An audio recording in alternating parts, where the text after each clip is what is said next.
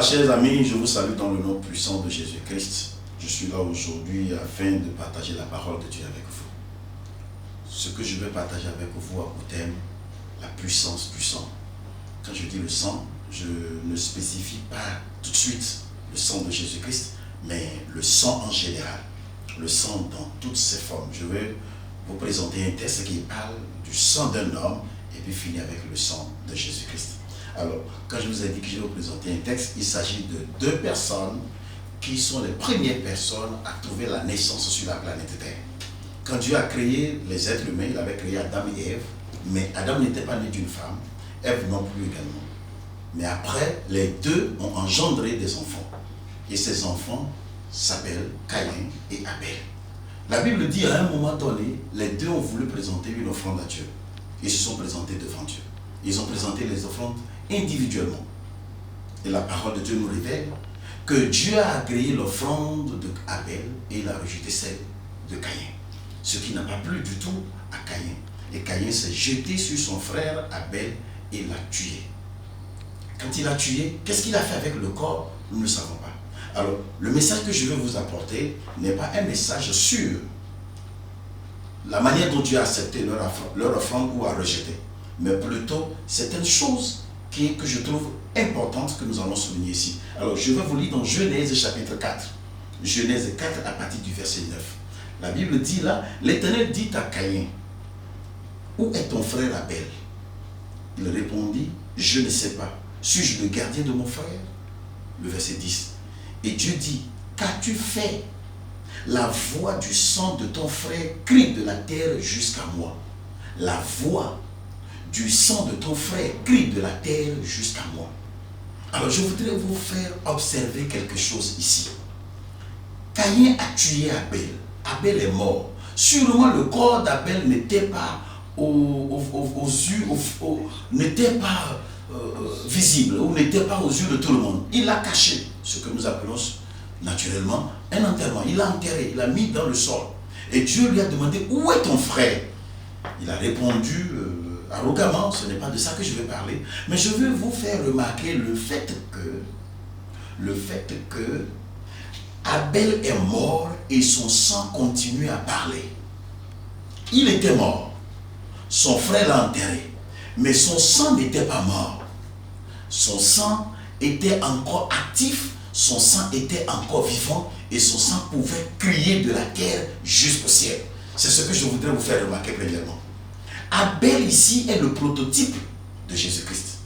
Jésus-Christ également, les hommes sur la terre, les Juifs l'ont arrêté et puis innocemment, ils l'ont crucifié, ils l'ont abattu et Jésus a versé son sang.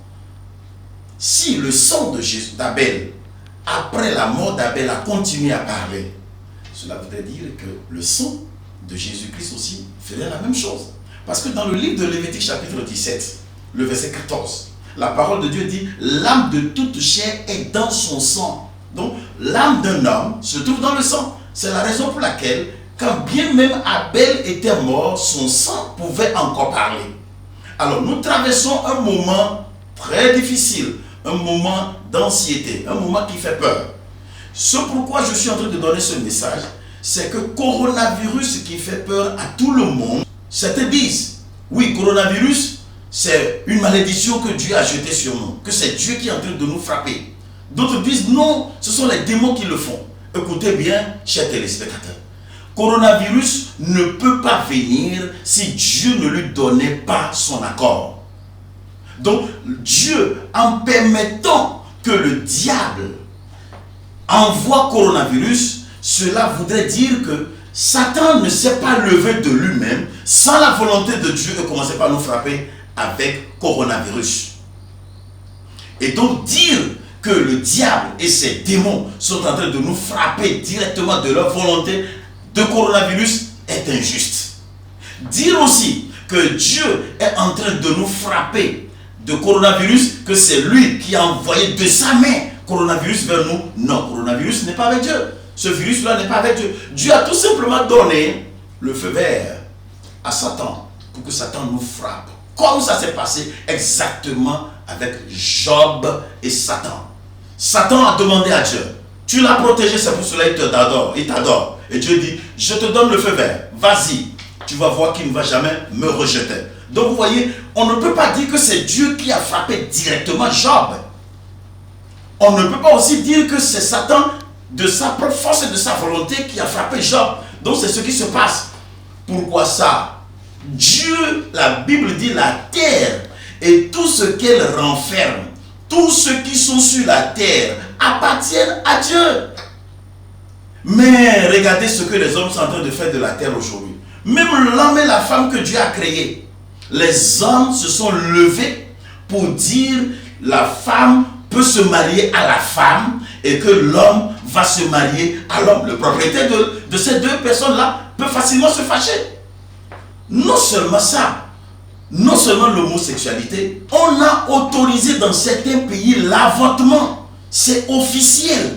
Et récemment, avant le coronavirus, on nous a dit il ne doit plus avoir question d'adultère. N'importe qui peut attraper n'importe quelle femme et la violer n'importe comment, il n'y aura plus d'adultère. On était alors dans quel monde?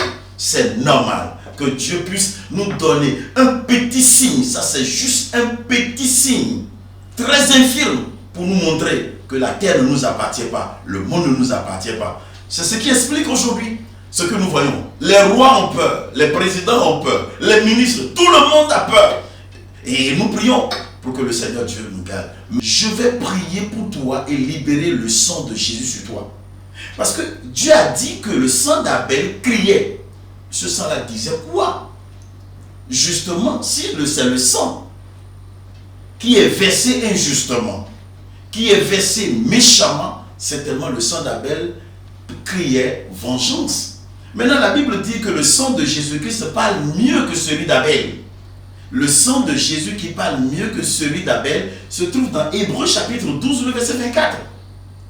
Je vais vous lire le 24e verset de Hébreux 12 qui dit « Jésus est le médiateur de la nouvelle alliance et du sang de l'aspersion qui parle mieux que celui d'Abel. » Alors si le sang d'Abel crie vengeance, qu'est-ce que le sang de Jésus est en train de dire? Jésus, il était mort avec fierté. Sa mort était digne pour lui. C'est pour cela d'ailleurs qu'il était venu. Donc le sang de Jésus-Christ ne criait pas vengeance ou ne crie pas vengeance. Le sang de Jésus crie salut. Le sang de Jésus crie sécurité. Le sang de Jésus crie et crie et crie provision. Voilà pourquoi la prière que je vais faire pour vous tout à l'heure sera le sang de Jésus que je vais implorer sur vous pour votre sécurité et pour votre provision dans ce confinement que nous sommes en train de vivre dans beaucoup de pays. Mais ce n'est pas fini. Avant d'aller sur cette prière, je vais aborder maintenant la deuxième personne, Caïn.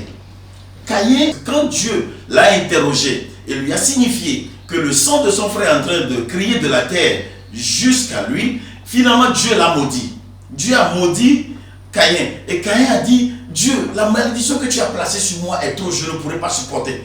Les gens vont me trouver et me tuer. Il a dit, les gens me trouveront et me tueront. Et Dieu va déclarer ceci sur Caïn, au verset 15 du chapitre 4 de Genèse. L'Éternel lui dit, si quelqu'un tuait Caïn, Caïn serait vengé 7 fois. Et l'Éternel mit un signe sur Caïn pour que quiconque le trouverait ne le tuât point. Dieu a mis un signe sur Caïn pour que quiconque le trouvera ne puisse point le tuer. Ça veut dire quoi? Dieu a mis quelque chose sur Caïn qui allait combattre la mort, qui allait contrecarrer la mort, qui allait repousser la mort. Tout le monde a peur de la mort en ce moment. On a peur de la contagion de coronavirus. Le résultat final de coronavirus, c'est la mort. Voilà pourquoi la deuxième prière que je vais faire pour toi, c'est de mettre un signe de Dieu sur toi. Un signe de Dieu sur ton mari, un signe de Dieu sur tes enfants, sur ta maison et tout ce qui vous appartient. Coronavirus passera et ce signe sur vous va vous garder en sorte que coronavirus ne vous emportera jamais. Gloire à Dieu. Gloire à Dieu. Et c'est pour cela, je vais vous demander de vous apprêter pour que nous passions à la prière. Le Dieu que nous servons est un Dieu miséricordieux. Toi qui me suis, le sang de Jésus-Christ va continuer à crier 24 sur 24 sur toi.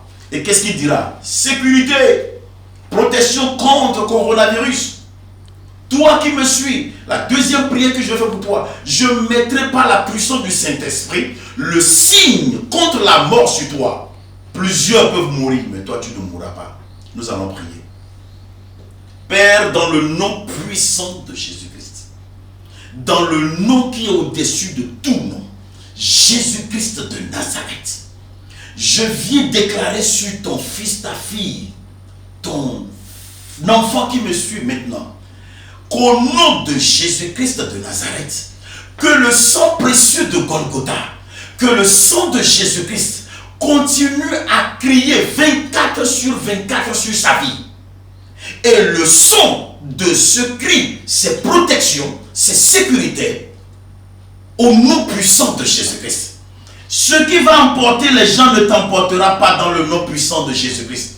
Les gens vivront dans la peur, dans l'inquiétude, mais je déclare sur toi que toi tu vivras dans la quiétude, ton cœur sera dans la paix, dans le nom puissant de Jésus-Christ.